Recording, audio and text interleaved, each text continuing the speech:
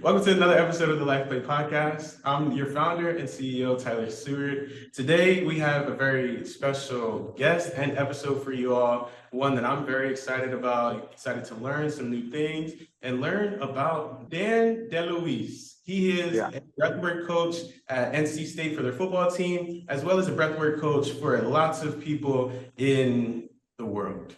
Welcome, Dan. How are you today? I'm doing really good, man. Thank you very much, Tyler, for having me. I'm glad to be here. Thank you for coming on. So originally I saw Dan on ESPN, which was very surprising, right? Because they highlighted Dan as a breathwork coach on the NC State football staff. And it's kind of new in the world of collegiate sports for them to incorporate sports psychologists and different mental and wellness coaches.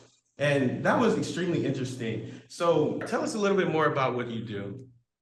What do I do? All right. So I get to ask this question and often I wear a lot of hats and to kind of encompass it all, I help people feel better. I usually say that, but to get into the actual nitty gritty of it, I am sitting in my home, but my home's attached to my studio and we have a wellness spa here in nature.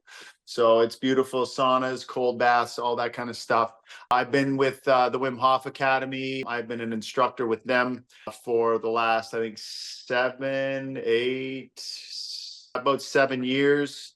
I have been a yoga instructor for the better part of 20 years, a meditation coach, a breathwork coach, a mindfulness coach. I've, certified in many different holistic ways to reduce stress. So that's it. I do performance coaching. I did have a yoga center and a wellness center, which I actually just sold in the last few months so that I could pursue more the spa that we have here where I hold all my retreats and people come from all over the world to my retreats here. A lot of the teachings that I'm doing now with retreats and especially with special forces, I work a lot. I have a contract with the Canadian military. I've been doing special forces performance coaching with them. But a lot of my work revolves now around breath work, somatic breath work, and trauma releasing, which is a big part of why the world's struggling today. It's just there's a lot of stress out there. So, that's basically what I'm doing in a nutshell. There's a lot of things that I do. I speak. I do a lot of motivational speaking. I just spoke at a college. I'm speaking in front of C-suite, like banks, where I teach and talk to their motivational speaking, and then also, teaching breathwork to the Royal Bank of Canada, which is another big bank, and teaching their leadership group. So, yeah, I do a lot of different things. I teach with a lot of elite athletes. I had a call with one of the Minnesota Vikings last night, and NC State. I met Coach Doran, and they brought me in, and I work with, doing some holistic training and some wellness training with the team. So a lot of my stuff isn't just breath work. A lot of it has to do with biohacking. Like this morning, I had a group call with my school that I have, and I taught them techniques on how to release anxiety in a very, very quick way and how to handle that. So I like getting into the body, the physiology. I'm a little bit of a nerd that way. So yeah, there you go. I don't know what I just said, but it was a lot, and it's a lot of different things that I like to do. Oh yeah, I forgot, Tyler. I'm an influencer on Instagram. Sorry.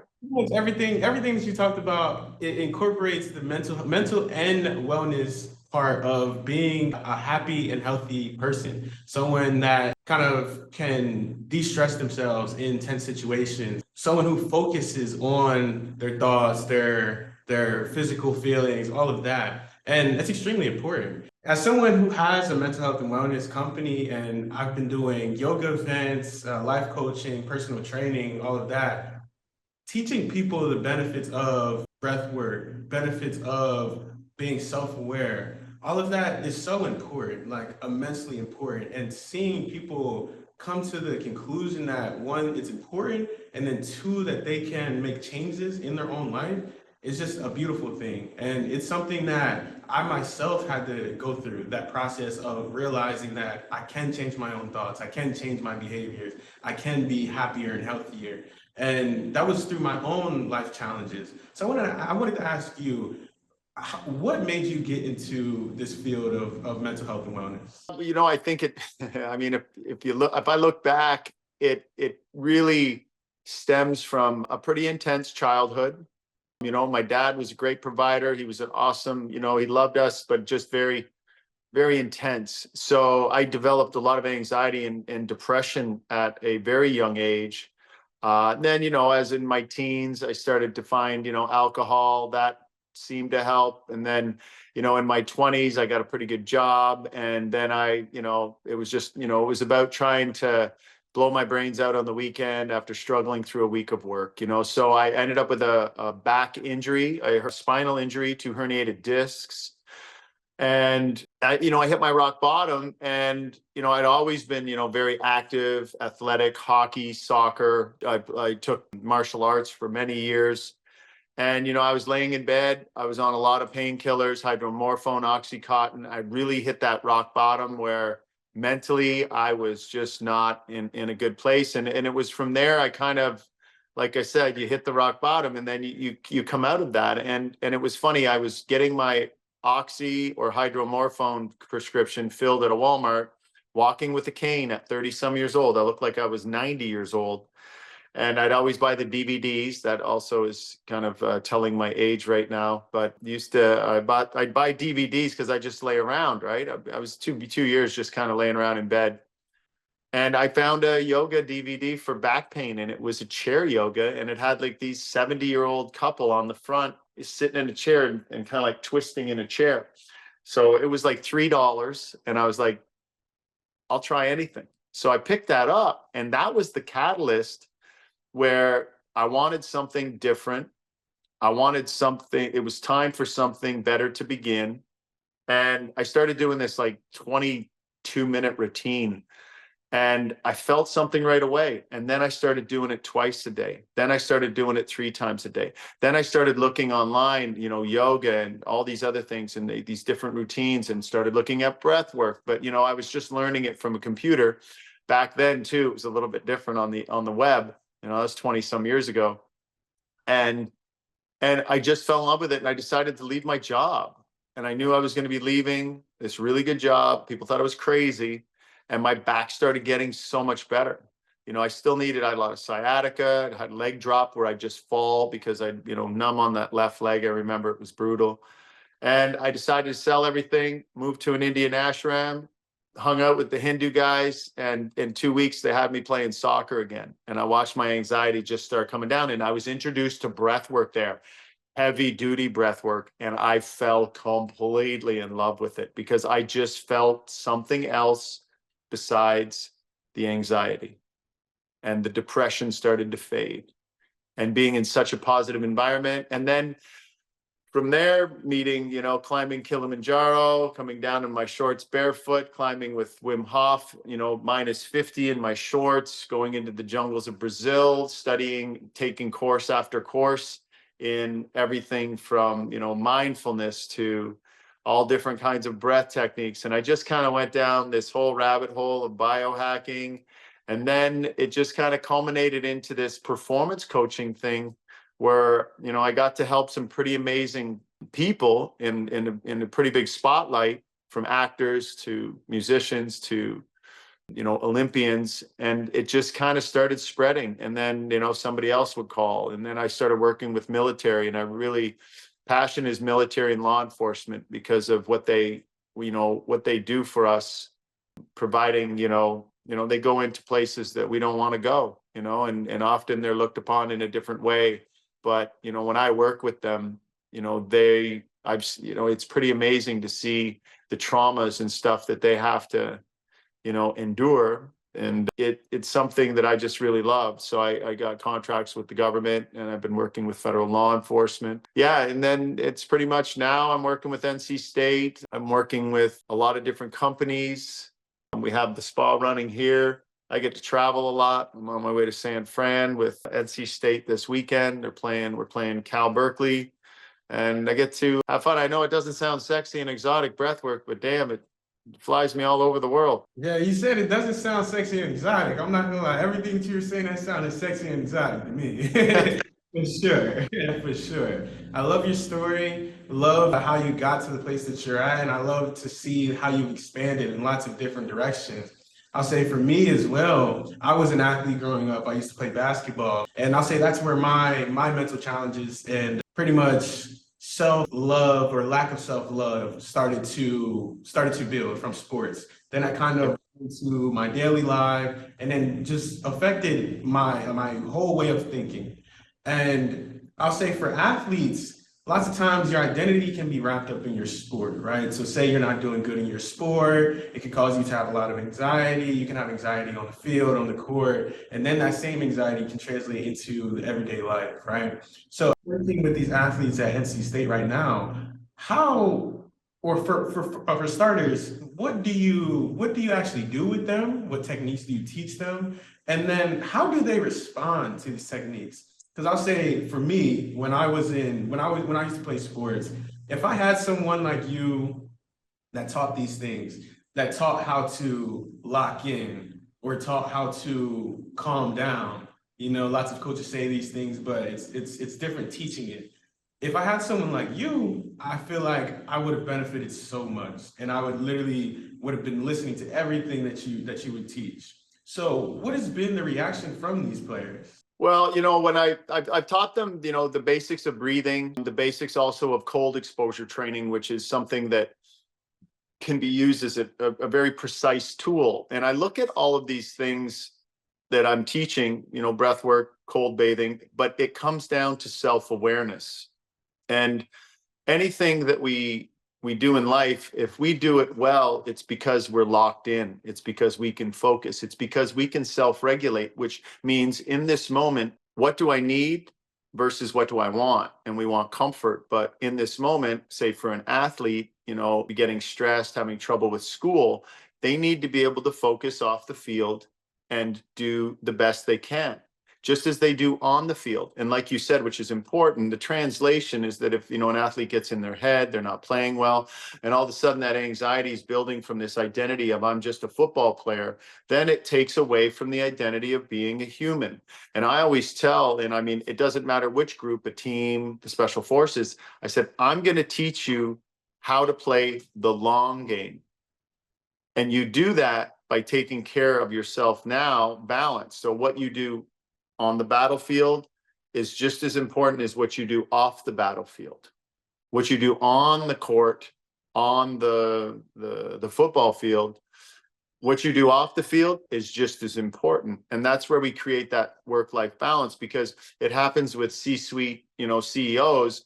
They get wrapped up into building this company and they're not taking care of the other side, the family, themselves, the self-love, like you said. Now, I always say, if you're going to work hard at your job, you have to work just as hard on yourself. And that's what I try to instill in. It doesn't matter whether it's a CEO, a football player, a football team, an NHL player. I explain to them that what I'm teaching you is the ability to become more self-aware so that you can give yourself what you need, which comes from your heart, because it knows, instead of what your mind wants, which is just comfort. So I think that it really comes down to it. And that's, and I've taught go back to the NC State thing. I've taught them about, basic breathing, how to slow your breath down and connect your mind, your body, and your breath. See, again, this is how it's not sexy, but the thing is what it gives you is real sexy. It gives you peace of mind.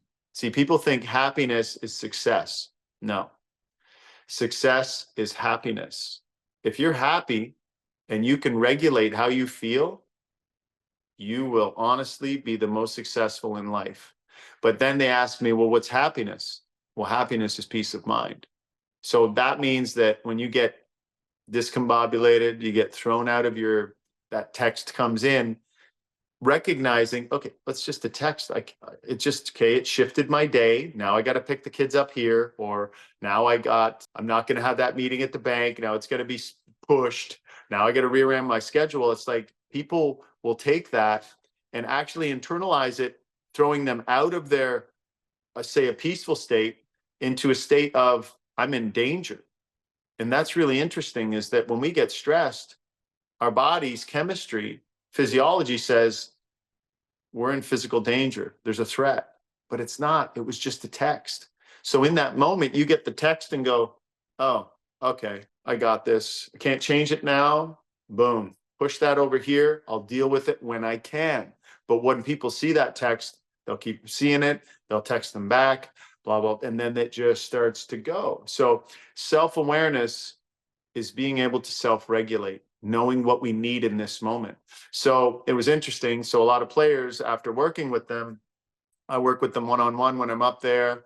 I also work with them online, whatever, when they need it. But they'll come in and say, I'm not sleeping well. Okay, so then this is what we can do. And I look at them first and go, already you're self-aware because you know your sleep is good. I'm not sleeping well. That's the first step, is ready to make some changes. And then I'll say, okay, are you on your phone like right up until you go to bed? Yeah, okay, shut it off for an hour. Are you eating right before bed? Okay, stop eating. Here's a breath technique, the 4-7-8 sleeping pill breath. Tape your mouth shut so you breathe through your nose all night. They'll just do these first couple things I'll give them, and then all of a sudden they're sleeping better. But the great thing about progress is progress gives you a lot of motivation. And that's why I also use growth mindset in my teachings, meaning, you know what? Just do a little bit. Just do a little bit each day. And that little bit, if it's serving you, will get bigger and better. Because often what do we like to do here in North America? I always say, you tell somebody a 2-minute ice bath is good for them, they'll want to do 20. It's like, no. Get really good at doing something small, and that small thing will turn into something big. And that is the growth of self-awareness and knowing what we need. Again, I'll go back to that. What we need versus what we want. Yeah, And that's what these. I love what you said. You said you teach people not what their mind wants, but what their heart needs. Yeah. That's a powerful quote. I've never heard it worded like that, but it definitely explains exactly like what is going on in the body, because our mind sometimes can tell us we should do these things or we want to do these things, but actually for our bodies, for the people around us, it's not actually healthy. So that was definitely a great saying right there. And I want you to go back a little bit. I actually want to know a little bit more about the sleeping breathing technique that you quickly Yeah. mentioned. Okay. So there, see, this is very, very, and this is funny. I'll tell you, my wife, when I first met her, and we started sleeping together and, overnight, and she would, she would look at me and go in the morning and she'd be like, you fall asleep in one breath. Like you fall asleep in 1 minute. And I said, well, yeah, because I've been practicing it. And I explained to her, because she'd wake up in the middle of the night at 2 or 1. I'd wake up and my clothes that I threw on the floor would be cleaned and folded. And I'd be like, what have you been doing? Sleeping is like anything else. I look at self-awareness even as a skill. Now for sleeping, your nervous system, you're a cellular machine that adapts, and you have a nervous system, which is a supercomputer. So biohacking is breath work. And that means that we're using our biology. We were taught inhale, oxygen, exhale, CO2. Oxygen's good, CO2's bad, which is wrong. You need CO2. CO2 is very healthy for your body, actually. And we won't get into that. That's a whole nerdy thing, and that's a whole workshop time. So what happens if I take that inhale and exhale, and now I realize that if I inhale through my nose slowly, fill my lungs up fully, and I breathe into my belly, which stimulates the vagus nerve, okay? Then I hold my lungs full for 7 seconds. So I inhale for 4, I hold for 7, and I'm counting, which puts my mind with my breath in my body, not in my thoughts. But when I hold my breath, the nervous system says cutbacks. There's no more oxygen coming in. Slow the heart rate down. So you're slowing your heart rate down on command. You don't even know it. But if you even start to know that and feel it, you can actually slow it down with your mind more. Now, you inhaled for 4, you held for 7, you're counting when you're doing this, you're laying there in bed. Then when you exhale, you blow through a straw, creating pressure at the back, stimulating vagus nerve. Exhaling longer than the inhale and the hold will stimulate the vagus nerve, which is your parasympathetic relaxation. Now, you want to take it a step further. You inhale for 4, you hold for 7 counting, and then you hum out, blowing out through the straw, humming. Humming is one of the most powerful ways to stimulate the vagus nerve because it goes through the back of the throat. So now you've inhaled 4, you've held 7, slowed the heart down, and then exhaled, slowed the heart down even more, and stimulated the vagus nerve. If you practice that every night before you go to bed for 5 minutes, in a month, you're sleeping within those first few breaths because your body adapts to it. And even when I lay down, because I've been doing it for years, my body goes, oh, he's about to do this. Let's start shutting everything down. To do, everything comes down. And that's why when I lay down, like last night, I don't even remember taking the first breath. I'm out. But it's practice, practice. Sleeping is a skill. And that's what I teach everybody when I'm doing performance coaching, especially one-on-one, is we got to, because sleeping is the foundation here, Tyler. Then it's good diet, and good exercise. But sleeping's here. If you exercise and have good diet and you're not sleeping, there's an underlying something's going on, then those two do nothing. You have to recover because in your sleep, deep sleep, SVS sleep, your whole body, your cellular machine, the physical repairs, cleans it out, detoxifies. The REM sleep compartmentalizes, zip files everything in the brain, puts it away. So that when you wake up, you should feel, let's go. But most people don't.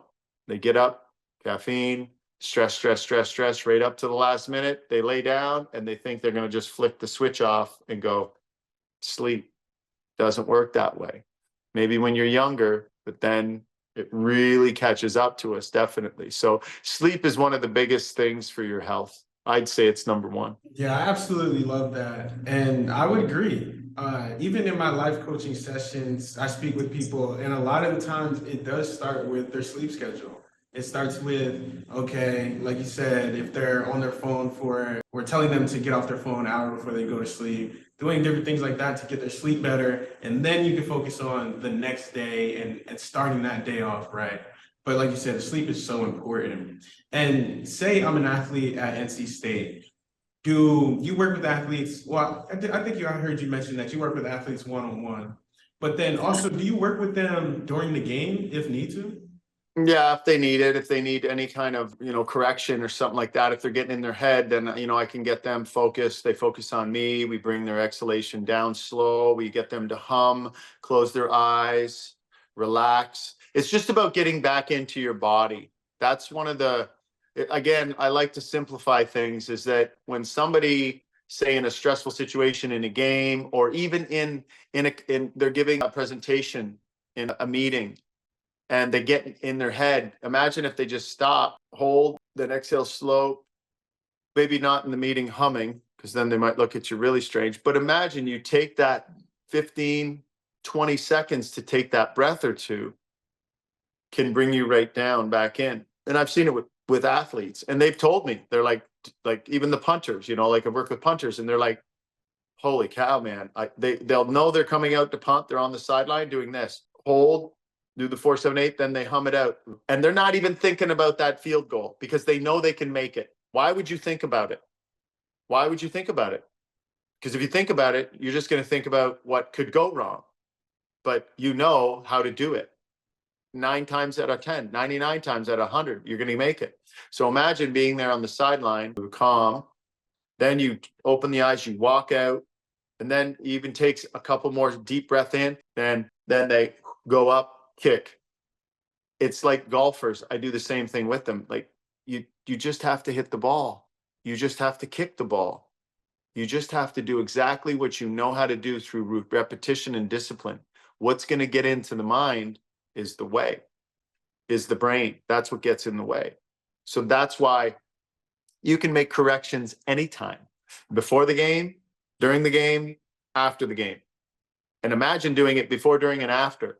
So what's that take? That takes the game itself, and you're saying, I'm going into a combat sport, where you're fighting. It's like a fight. It's a dog fight. That's what football, that's what hockey is. But imagine going into it completely relaxed, not in deficit, you're sleeping well, then you play the game, you make sure you're playing it well, all your work before and off the field, all that stuff. is translating there because you're in flow state. You're able to stay calm in a very stressful situation. And then imagine after just going home, you know, calming down, maybe using some techniques. Like I said, daily is the best thing when it comes to stuff like this. Imagine encompassing that. And that's how, you know, and I was just working with one of the guys from the Vikings last night, the Minnesota, and you know, he did his breath work in the morning without me. Then he had a stressful day, like 10 hours at the field. Like these guys are there all day long.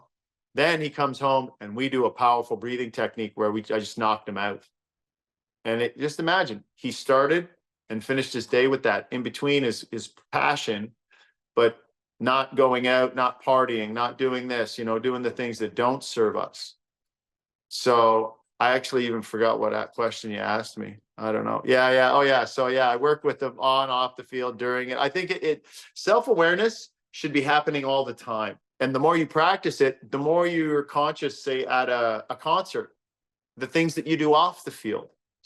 You know, if I always say to my son, are you doing the dishes or are you doing the dishes? Because sometimes I have to redo the dishes myself.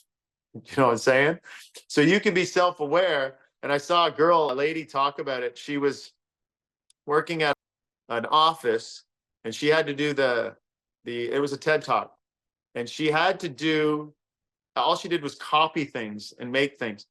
But what she did in the TED Talk, she talked about, she had such self-awareness of it. It was an Olympic sport she was doing. She'd have it just, and she was so efficient that it just continued to climb her up the ladder because they seen what she'd do with such self-awareness. They were like, we got to get her doing this now. We got to get her doing this now. But most people in that case, what are they going to do? I hate this job. And then all of a sudden things not paying attention. Now you're making mistakes.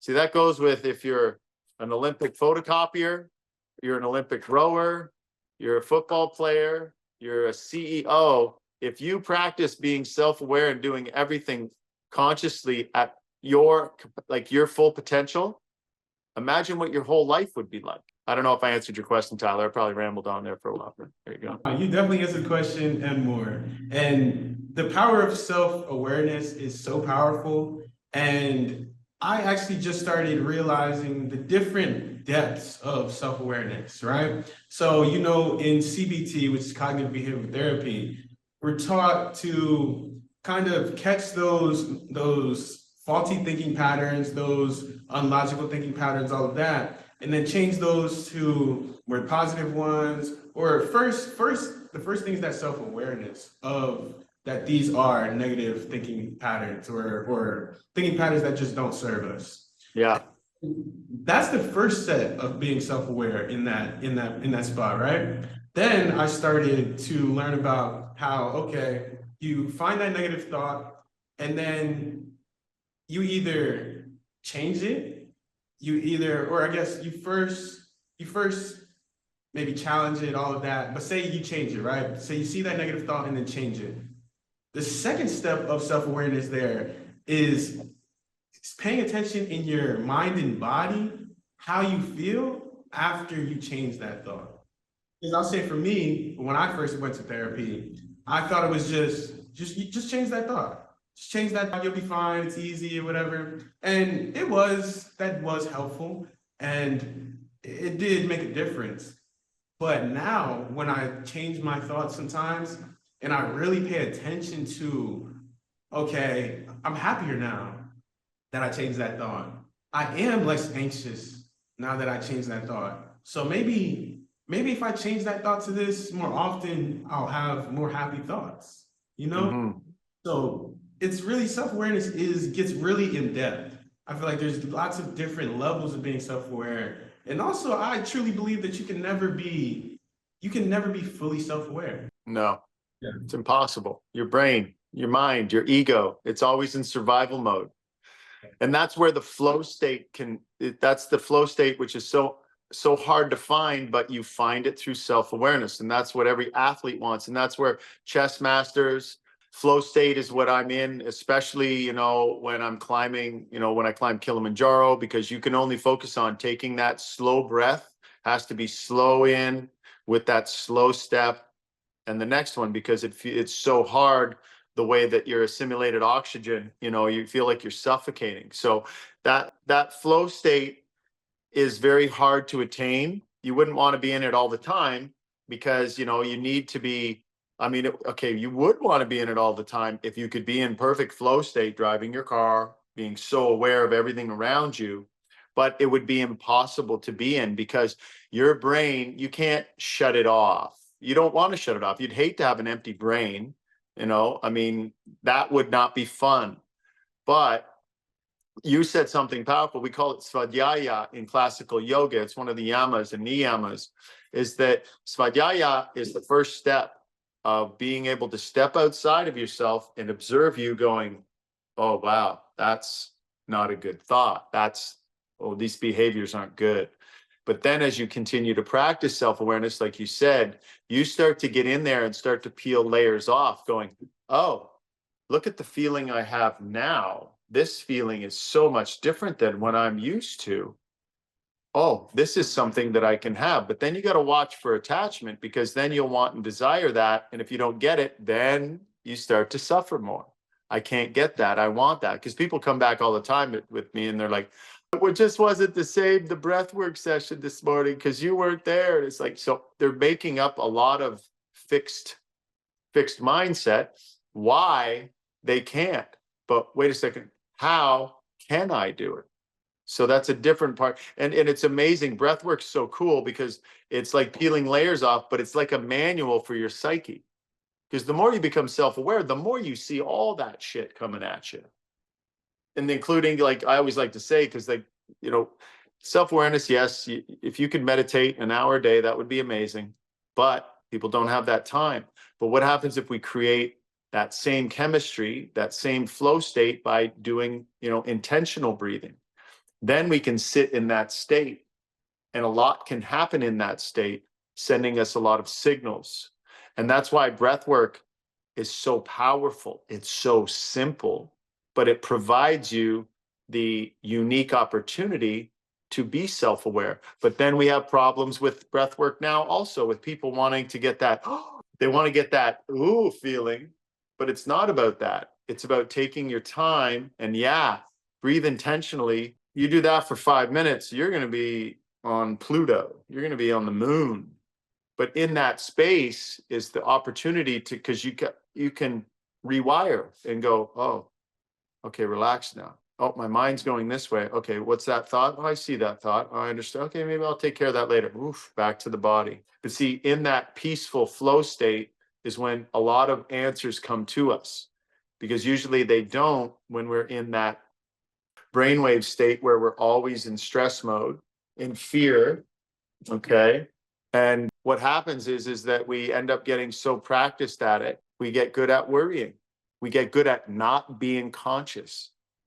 It's like I said, it's a skill. Everything's a skill. And the more you practice it, even if it's the simplest thing as breath work, creating self-awareness, it just continues to create more and more as you practice more and more. And to add on to that, to what you just said, I think that's something I would recommend for people is to rank maybe your feelings of anxiety after you do meditation, because in the beginning, it's not going to just instantly work. Like I said, practice and practice and practice. The first time after you do meditation, your anxiety might go from an 8 to a 6, Yeah. You may do it maybe after the 5th time, it goes from an 8 to a 4, but the progress, So it's about really, really paying attention to your body and those small wins. Those small wins are very important. And then You're right. You can go ahead. No, I was just going to say that if you don't see those little wins, because we're so practiced at being stressed and always looking for, the negative in things, which is part of our survival mechanism. And then it creates this I'm not enough thing. But then all of a sudden, if you're self-aware that I feel pretty good right now, I have control. Wait a second. I see some progress here. That's motivation. But being aware, even so, people don't even know it. Like, well, I'll be honest, people come to some workshops, they just come to be able to do the ice bath, get the selfie, and that's it. But when they come, I explain to them, I say, no, we need to create practices and tools, that we're doing here are the sharpest tools I'm going to teach you on how to become self-aware. And then inside that, that's where you have to work. Instead of just going for the feeling after the ice bath and having a coffee and feeling like you're Superman and then crashing later. But what happens if you got out of the ice bath and you just sat there and just felt it? Feel what's going, because so much is going on underneath, but we're always at the peripheral. And like you said, and my point is that we do things and we don't even know what they're doing because we're just going for something to get us feeling something above the anxiety, above the sympathetic tone that we're always in from the to-do list. And we need a drink and we need drugs and we need to smoke a joint or whatever it is, or porn or shopping, give you that boost because I feel it, but it's not sustainable. When you start to find peace of mind and see that stillness is always inside of you, that's sustainable. That's something that's always there. And imagine cleaning that pathway and being able to get there. That's a powerful thing. But it's hard because they don't feel it, or they feel it, but they're not even aware of it. Some people, it's like, boom, it's like a light bulb goes on and they're like, holy shit, I'm doing this now. But then some people are like, yeah, I felt it, but if they come in with an open heart, open mind, especially in coaching, if you're coaching somebody, when they're ready to be coached, isn't it a pleasure? It's amazing. It's absolutely amazing. I always ask, are you able, willing, and I forgot the last one, but pretty much, are you able and willing? Because if you're not able, how can I fully assist you in your journey if you're not, because it's a collaborative approach, you don't go in there and breathe for them, but you teach them the technique, and they need themselves just as much as they need you. So that collaborative approach is so important, and it's what is necessary to get those benefits that people are looking for. And I know you mentioned yoga. Yoga is big for mindfulness, breath work, all of that. And as someone who's done probably five yoga events now for the community of Miami, we've had a certified yoga instructor put on those events. We've done it first at a park right inside of Brickell, and then we transitioned over to the beach, and then we just started doing sunset yoga, and then we end off with lavender towels on people's foreheads. We now just partnered with Mad Hippie, which is a face care company. But I want to learn a little bit more about your yoga classes, your workshops, and everything that you do at your base, pretty much. I know that you mentioned that you have like a huge wellness facility. Tell me a little bit more about that. Well, it's the culmination of 20 years of biohacking, learning about ice bathing, cold therapy. But for me, yoga is the base, and it's like it's the original for me. One thing that I can't say enough about yoga is like people think it's about the postures, and the thing is that yoga, when done properly, and I was classically trained, it's not about Lululemon, loud music, and mirrors. When you come into my class, there's no mirrors, there's no music, and you have to close your eyes and you have to focus on your breath whilst you're in these postures. So what happens is that honestly, people in North America, yoga is more of a physical thing. See, when I was taught, yoga is more of a spiritually, emotional, physical, everything. And one of the teachers, swamis that I had said, don't underestimate the power of asana, or the postures, because we hold so much of our tension and trauma and stress in our bodies. So really, when you incorporate what we do here, is that the retreats that I have, or the spa, even the spa day, people come here. We only allow a few people in, very small groups, because we want to coach them in the sauna how to breathe quiet. We put them on the ground. We ground their feet, in the sun. Then, they take a little Celtic sea salt with some water after the sauna. A few minutes we wait. Then we put them into a cool, cold, or an ice bath. And we coach them in on how to do it. We also give them the benefits and all that. Then after that, they have a few minutes. They go into the warm room where there's red light therapy. So it's very curated as a spa. It's quiet. We have the fire going. Then we have stations where you go relax. Then the gong goes. Then again, we go through the cycle again. You go through 3 or 4 of those cycles in 3 or 4 hours, and people leave here and they're just lit up. Now, if you come in the morning and do a yoga class before the spa, you've primed the pump. So yoga is probably one of the greatest physical exercises that we could do because it helps us get into every part of the body. You're changing the mitochondria. You're focusing your mind, your breath, and your body together. So you're getting both the physical, the mental, and the emotional thing. Because people will have releases during class. We do heavy breath works here also called fire and ice, where you come in and we do the trauma releasing breathing.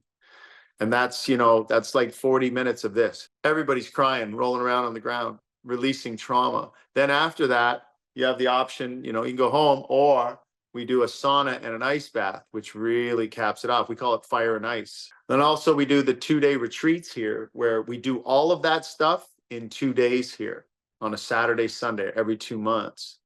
And, we started off with, a share. You talk about why you're here. And that really opens the door. Then we go into the breath work after the group shares. And then usually that's where it starts. But that's kind of what I'm doing here with the retreat. And then, of course, I'm also bringing in companies that come in, and we do a lot of corporate here. So, company from Toronto, construction company, are coming in, the corrections, which is the jail guards. There's an organization here that's going to be coming in. I got a military I'm not allowed to talk about that's from Europe that's coming here. There's special forces that I'm training because I train the Canadians. So we do a lot of stuff here, and I do my performance coaching. So somebody actually can hire me daily, which I do that. A lot of CEOs do it because I've worked with them, and they'll fly me in to see them, or they'll fly up here and stay here for a week or so, or 3 days or 2 days where they just work intensively with me. So yeah, that's pretty much what's going on out here. It's beautiful. It's all Canadian Shield. That means it's all red granite back there with actually crystal quartz through it. So it's just gorgeous. It's all done up. It took us about 2 years to build it. There was 3 years actually, a lot of challenges during I won't say it the C word, COVID. But yeah, so we're finally open now, and we're just getting the last part, the hot tub in. And they're going to be fully functional, but we've been running it since March because people couldn't wait. They wanted to come up. So, and we get everybody from the States. I had people from Florida, people from Texas, Oklahoma, Tennessee, California, Pennsylvania, New York. Yeah, because of the Instagram following, I got 400,000, but I think 350,000 are from the US. The other 50 are from Canada and the rest of the world. Yeah, so I guess that I don't know if that answers your question. I'm like a yogi. I'll go around in circles, Tyler? Yeah, no, definitely. I love it. I love it. And as someone who definitely wants my own facility in the future, it's admirable, definitely admirable. And the ability to have people come from all over to your facility, to this safe space is incredible. And I wanted to ask you, how is it to be able to serve this many people and help people release trauma, help people just connect with their body more, be more self-aware? I know that it could be a very gratifying feeling helping these people. So tell me about like just how it feels in your body to help these people. Well, I'll tell you, but I want to say something first too, is that you got to learn vitamin N, and that's vitamin N is to say no, because I burnt out over the years, never saying no. But that's one thing is you also got to protect, I call it protect your peace. That's what kind of made me famous on Instagram and go viral, is you got to protect your peace, and you got to, have that balanced self-care, and I found I would say no, and I would just do everything because I wanted to help everybody, because these things helped me when I wanted to pretty much check out, years ago. So I just wanted to say that because a lot of empaths, a lot of people that work, they burn out, and that's including doctors, nurses, and stuff. So I always like to say that because that to me, that's so important to the self-love and the balance and being able to say no once in a while. But to get back to your question, yes, it is the most beautiful feeling in the world when you see somebody suffering, especially suffering with debilitating trauma. We had a lady here in the last one. She was from Ottawa. She was local, from about an hour and a half away. And she was shaking at the end of the breath work. so much was being released from her, and she was just crying, and I was holding her. And it's this amazing feeling when you can help somebody else that is so stuck inside their anxiety, their traumas, and when you can just get them to release that valve and let a little bit out, it's the start. And it is so beautiful to, and my wife and I always say, like, she's like, after this last retreat, she goes, this is why we do it. I get, even just from Instagram, I get messages all the time. People start doing the breathing techniques because I go live a lot. You've seen them. And it's just that little thing that switches the narrative for them. And then all of a sudden they're like, you saved my life. And I'm like, I didn't save your life. You saved your life. I just provided some tools. It was all you. But when you get those, I get letters here all the time. I mean, there's quite a few thousand following me. So I get a lot of really beautiful, and I make sure I go on there and read the messages, because it's priceless. It's worth more than anything. The money will come, and I'm glad you said that. You want your own facility, do it from your heart. If you're really here to help people, you manifest in the intention in the future, you will have your facility. That was my goal also. But I knew that I didn't desire having all of this. I desired helping people, but I sure as hell wanted it. And you know what? I want money, but I don't need it. Again, remember the heart. Okay. So we want money. We can have it up here. Yeah, I want it. But in your heart, know that you don't need it, because if you think you need it, guess what? That's stress and anxiety. Now you're focusing on what you want in the future. You're focusing on trying to be somewhere you can't be. The only way you can be self-aware is now. And if I'm doing my passion, and this goes into the Ikigai, the Japanese thing, is that if you have your passion and a purpose and giving it to somebody and helping people, that's all you need to focus on. All that other shit will fall into place. You will get your place. You will get your wellness center. You will get your retreat or whatever. But doing it from your heart. If you're doing it for the Lamborghini, for the status, the money, the bank account, you might get it, but it won't be sustainable, because you're always going to be worried about something else. And if you do get money and you're worried about money all the time and you need it, you think you need it, guess what? You're going to think you need to protect it also. I know people that have lots of money, and guess what? They're miserable. They're just scared everybody wants their money now, and they work so hard to get it.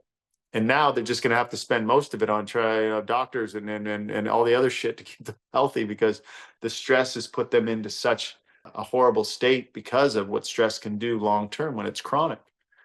But yeah, the feeling you get from helping others, I always say, and I was talking to a football player last week, and this kid's amazing. This kid's going to be, he's got it dialed in, and he helps so much with his community because he has the platform for it, because he's well known. And I said, you got it down. I said, the meaning of life is to give more than you receive. And if you do that, you're going to receive everything you need. Help people.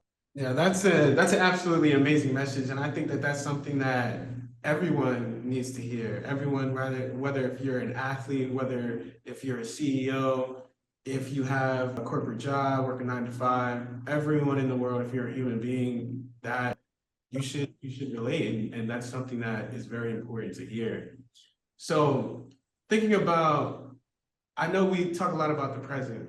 I want to talk about your future now, right? You have your facility, you work your way through lots of different careers, kind of mental performance coaching, yoga instructor, breathwork coach. I'm guessing probably CEO of your own company. I guess so. Yeah. What's next? Or is there anything else that you kind of that's a goal for you, or anything else that you want to achieve in your lifetime? You know what? I'm going to explain it this way. For 18 years, 19 years, I found what I loved to do a long time ago, which is a blessing. And I found my purpose was to help others. So I want you to think about this. This is an analogy that my friend Johnny Martin, and he was a multi-level marketing guy who got always in at the beginning, and he explained it like this. And he says that it's like everything in life, Dan. The train is sitting there, and a locomotive weighs 1,000,000 pounds, and you go to push it, and it ain't moving. but you just keep pushing it, because it's your passion. You don't care. You don't care if it's not moving yet. You're just loving doing what you're doing. It's about the journey. And then you're pushing it and you're pushing it. And say a year later, things starts moving just a little bit. And you keep pushing because you love it. It's your passion. Let's keep going. The journey's there. I love the journey. I love what I'm doing. I don't care where the train's going. I just got to get her moving. And I'm pushing, pushing. And then after about 2 years, then all of a sudden that sucker's got momentum, and then you let it go. What's that train going to do? It's going to go forever. So you got to build up your bank, as in your yoga bank, as in your self-awareness bank, so that you build it up and you work as hard as you can at what you do and what you love, that you'll be able to live off the interest almost. So my answer to your question, and I'm like this is why when you see my shit on Instagram, you'll see that I like to play with words and make things in perspective shifts, is that my future, I arrived where I wanted to be. I wanted to have, my own facility in nature where I can hold my wife can do yoga classes, I can host the retreats, and I'm traveling with sports teams, CEOs, celebrities, whatever. I'm teaching them, and I pick and choose. So, and I'll be honest with you, I looked at your stuff, and the reason why I picked you, because I've turned down 4 other podcasts in the last week that were all just about football, because this is what I'm about, is about helping others. I know a lot of these other were just wanting me to get on there going, okay, what are they doing? How come the team's not doing well? I'm not, no, that's not what I'm doing. To be able to pick and choose, to get to the point in your life where you're just doing the things that make you happy. And happy is doing what you love to do, and then having the peace of mind at night to lay your head down and to be able to do that, or to be able to sleep great so you can get up and guess what? Do what you love to do again.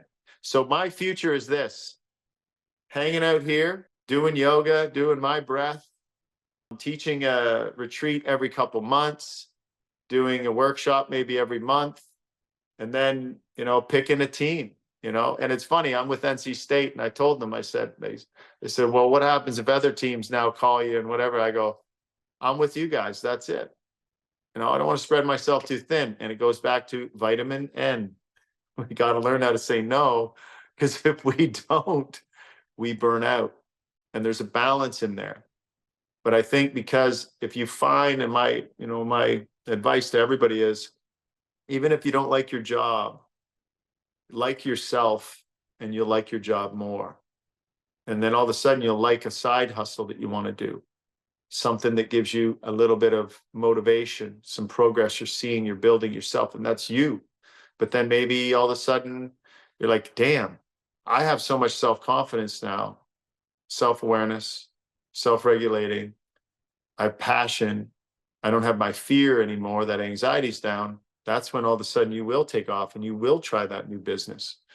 So, do it from your heart, and then you end up, but you never stop. Like I just want to help people because it helped me so much. And all of that's going to unfold. I've set up the proper, environment from the beginning when I started 20 years ago to now. The future for me is to be, here, I'm going to get all philosophical on you, is to be happy, healthy, and strong. That's the top. That's the pinnacle. But that's also the base and the foundation.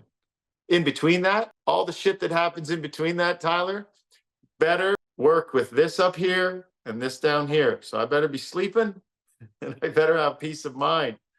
In between, I might have to make adjustments, but I'm pretty much at the place now where, I'll just be doing performance coaching, helping others out. I'll take a couple really good paying gigs with CEOs and other things during the year. And then, this place is running. I think it's all just about, being emotionally, and people say that, like, oh yeah, I'm physically and mentally strong. I go to the gym, I push through it. I go, well, but emotionally is the key. That's the icing on the cake. You can be physically and mentally strong, but your quality of life isn't that good if you're not emotionally strong. So my future, I want to be happy, healthy, and strong in all those ways. And if I focus on keeping that in check, I don't know what's going to happen. Who knows? I might change shit up next month. I absolutely love that. And I love that you mentioned focusing on your passion. Because even me, I found that my passion is helping people. And when it came to helping people at first, like I started the Life Play in 2020 when I was a senior in high school. And I started by literally just posting on Instagram, spreading mental health awareness. Because I noticed that mental health in general, mental health techniques, just self-awareness, all of that is not talked about. So my contribution at the time was just making some posts, reposting it on my own personal Instagram, getting all my friends and family to see all that stuff.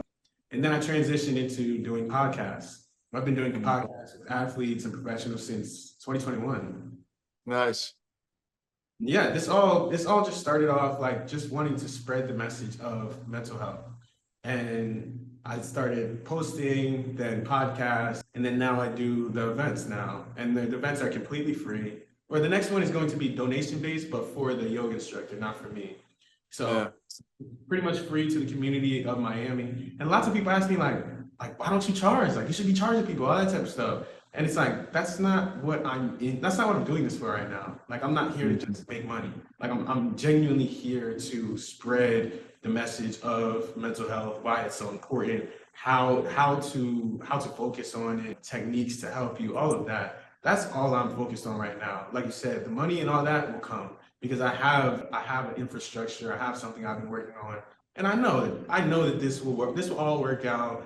All that will come, right? But like you said, just focusing on my passion, just focusing on helping people. Yeah, that's all I need to do, and everything will come from there. And yeah, I appreciate you for mentioning that because that's actually something that I think about that. But that reminder was nice, very nice, very nice. Thank you. Oh, definitely. Well, look what, see, and then you're just going to keep going, man. Because, I think that the meaning of life is to give more than you receive. And that's called kindness, and we see, and I travel so much, and I always say to it when I get to where I'm going, I'm like, how was your travel? I said, oh, it was amazing. Like, you like to travel? I go, I love traveling. I get to go places. I meet people. But I'll tell you, I people watch because I'm a human behavior specialist. I just watch people in the airport going, look at them all. They're so unhappy, stressed out of their mind, and to feel good in any situation is to be able to have passion for life in general. And that's something that you can see that you have. And look where it's brought you already. It's given you so much. And just my point is that the money part, I did everything for free almost at the beginning. Then I charged very little. Even in my yoga, they couldn't believe it, compared to what other places would charge. And then, it wasn't until the last few years where I started to actually almost charge my worth. But the thing is people that will see what you're worth and they will pay you. And like at the end of the day, I always say, you got to buy the vegetables, but you don't need more than you need. You only need a certain, and if you can keep into that little circle of what I actually need in this moment, but if you continue to do it, all that other stuff's going to come, and I love that you do it donation based and stuff. But I mean, how old are you, Tyler? I just turned 22 in August. Oh, geez, you're 22. I'm 52, or sorry, I'm 32 years older than you, right? So you got it figured out now. And that's awesome. That gives me a lot of hope Thank that you. you're at 22, dude, and you're like, you've got this stuff pretty much figuring it out. And I'm so happy that you're out there also teaching. And see this medium here, me being able to do this, and you're just continuing to spread and do that, man, because that's only going to ever give you, good sleep at night, feeling like, it's priceless when you can help others, like we talked about. So it's not always about money, but again, do it from your heart and the money will come. It will come. Yeah, yeah. Well, thank you so much for those words of wisdom. Thank you so much for everything that you shared today, all the insight that you gave. I learned a lot, and I know that the audience definitely learned a lot. So I want to thank you so much for coming on. Do you have any final words? Any retreats that are coming up? Anything that you're working on? Final words. All right. You know what? We live in a very crazy time. The world's moving really fast, and the chaos is going to happen around us. It's only going to get, speed up more. But if we learn, the basic principles of self-awareness, the chaos can be happening around us, but it doesn't have to happen to us. The most powerful person of the future, person that's superhuman, which isn't super, you'll feel super to be human, is somebody that can focus and sit still with themselves and find some stillness, because in the stillness is where the magic is. And it doesn't matter if you're doing it through yoga, breath work, meditation, gardening. There's a place where everybody can find that peace of mind inside. And I think that, happiness is peace of mind, and if we can find that in our lives, that is what's going to keep us going. That's what helps us to see what we need and not what we want. And what we really need to do is help each other and be with each other. So otherwise than that, I have retreats every second month at natureselementswellness.com. There's one coming up November 16th, 17th. I do workshops up here all the time on thermogenesis, ice bathing and stuff. What else? People, if they want, the school community. So it's on skool.com. I have an actual community there, which is free. There's free courses. It is a paid subscription coming up, but there's always going to be a free section on just breath work and mindfulness. And there was a section on how to hack your home and get it into environmentally sound for your health. And so you can follow me on that. The school, it's called Hacking Your Happiness. And what else? Oh yeah, just follow me on the gram. I like Instagram because I like to do my dailies on there. You've seen them. So that one's at Dan_DELUIS. And that's about it. And you'll see me traveling all over the place, having fun. Perfect. Everybody go check out Dan. He does an amazing work. You'll definitely enjoy it, definitely take value away from it. Thank you to everyone who joined in for this week's podcast. I hope everybody lives happier and healthier lives one day at a time. Thank you.